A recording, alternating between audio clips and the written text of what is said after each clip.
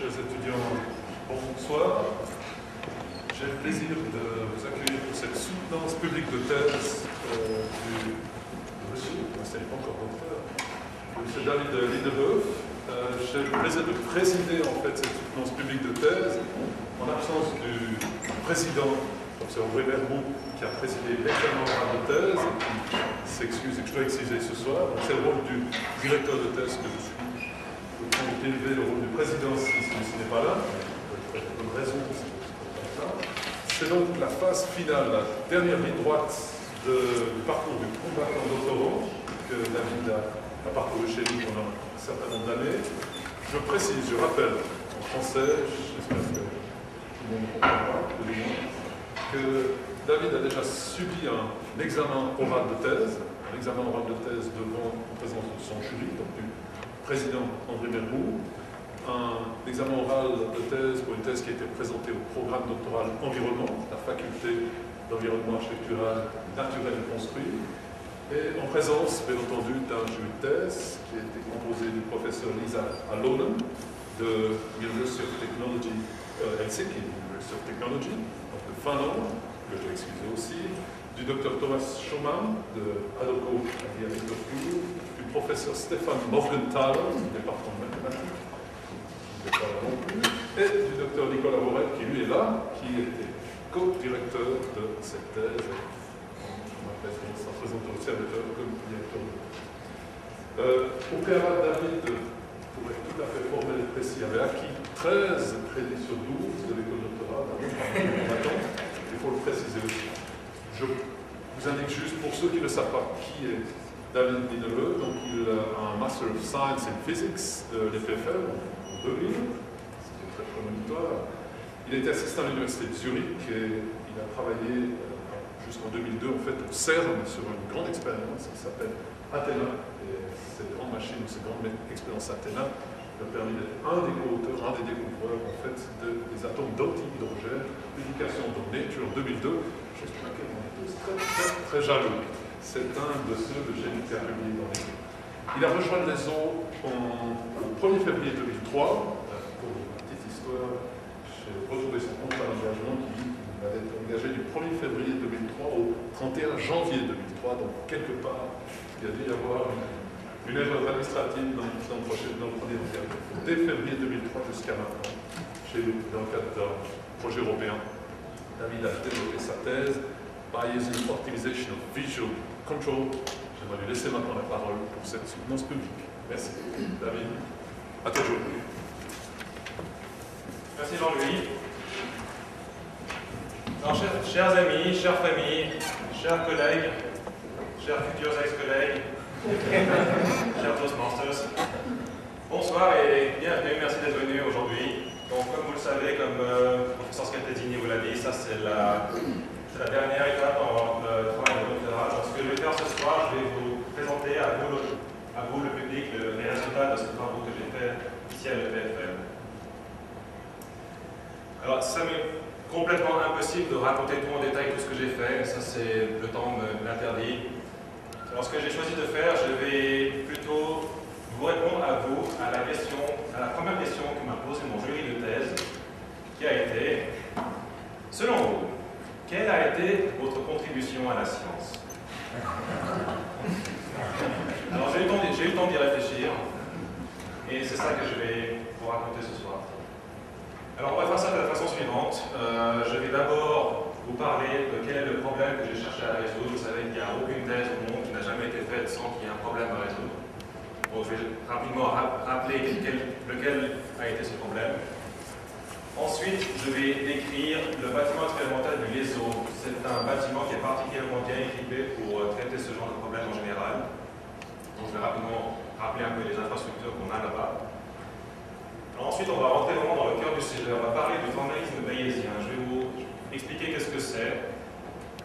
Et je vais, pour faire ça, utiliser l'exemple de certains types de filtres à spam qui utilisent justement le formalisme bayésien pour filtrer le spam.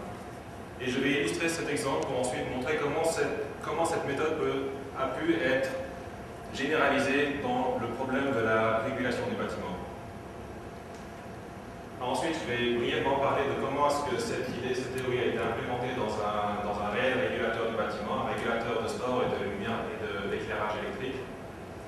puis pour finir, je vais vous parler. Nous avons fait l'essentiel de nos expériences sur un bâtiment simulé par ordinateur. Donc, dans cette dernière partie, je vais parler des simulations que nous avons faites et vous présenter les résultats. Donc, ça va nous prendre environ 45 minutes. C'est prévu que les questions, on les traite plutôt à la fin. Donc, si vous avez des questions, je vous invite à les conserver pour tout à l'heure. Alors, on commence. Donc, quel est le problème fondamental que j'ai cherché à résoudre? Le problème fondamental, c'est le suivant. Imaginez que vous êtes dans une piscine olympique avec autour de vous 600 autres personnes dans la même piscine. Et puis soudainement, vous êtes au milieu de cette piscine et vous vous rendez compte que soudainement, en même temps, chacune de ces autres personnes commence à griller dans l'eau. Ouais, c'est comment? C'est dégoûtant, on est d'accord. Et le problème, c'est que c'est exactement ça qui se passe actuellement. Alors ça, je m'explique. À la fin des années 40, il y a un professeur Revel, qui était d'ailleurs un des professeurs de Al-Gore. Il a commencé à s'inquiéter du développement économique humain. Il s'est posé la question, mais qu'est-ce qui va se passer avec tout ce que nous faisons, toutes ces émissions de polluants que nous faisons? Est-ce que ça risque d'avoir une influence sur notre environnement? Et il a eu l'idée d'aller à l'endroit le moins pollué du monde. Ça, c'est le volcan de Mauna Loa, à Hawaï. C'est le plus grand volcan du monde. Il est légèrement moins haut que le Mont Blanc. C'est loin de toute pollution humaine. Et au sommet de ce volcan, il y a un observatoire où on a commencé dès les années 50 à faire une série régulière de mesures de la concentration notamment de CO2 dans l'atmosphère. C'est une série de mesures qui a continué, qui continue encore aujourd'hui, et on peut sans risque considérer cette série de mesures comme la mesure la plus importante faite du XXe siècle. Pourquoi? Parce que le résultat c'est le suivant.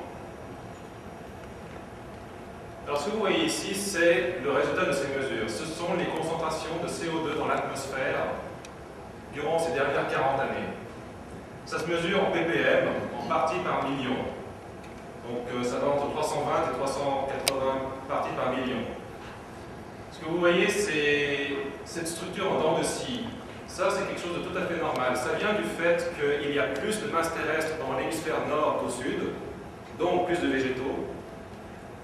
Et donc, quand c'est l'été dans l'hémisphère nord, il y a plus d'absorption de CO2 par les plantes qui ont besoin de CO2 pour grandir. Donc, c'est tout à fait normal. Cette structure en dents de scie, c'est le signe d'une planète vivante, en bonne santé, qui respire. Mais bien sûr, ce qui est beaucoup moins normal, c'est cette pente. Ça monte. C'est passé de 320 ppm à 380 ppm en l'espace de 40 ans. Vous allez me dire, bon, 60 ppm, c'est pas grand-chose. Mais si vous faites le calcul, si je reviens à la piscine olympique, si vous faites le calcul, il y a 2 millions de litres d'eau dedans. Et 60 ppm de 2 millions, ben, ça fait 60 fois 2, ça fait 120 litres. Alors, une augmentation de 60 ppm, ben, c'est ça, vous êtes dans l'eau et puis autour de vous, il y a quelqu'un qui déverse 120 litres de choses à la main. Vous n'allez pas dire que c'est rien. Une autre chose que les gens pensent et dire, c'est que c'est quelque chose de naturel. Ok, je reviens. Alors ce qu'on a fait, c'est qu'on est remonté plus loin dans le temps. Il y a des gens qui sont allés en Antarctique. Et là, ce qu'ils font, c'est qu'ils creusent dans la glace, ils ont extrait de longs cylindres de glace dans lesquels ont été emprisonnés des bulles d'air. Ces bulles d'air ont été emprisonnées il y a plusieurs milliers d'années de cela. Et en analysant le contenu chimique de ces bulles d'air, on arrive à retracer l'évolution de la concentration de CO2 dans l'atmosphère à des échelles géologiques. Alors, le résultat, c'est le suivant.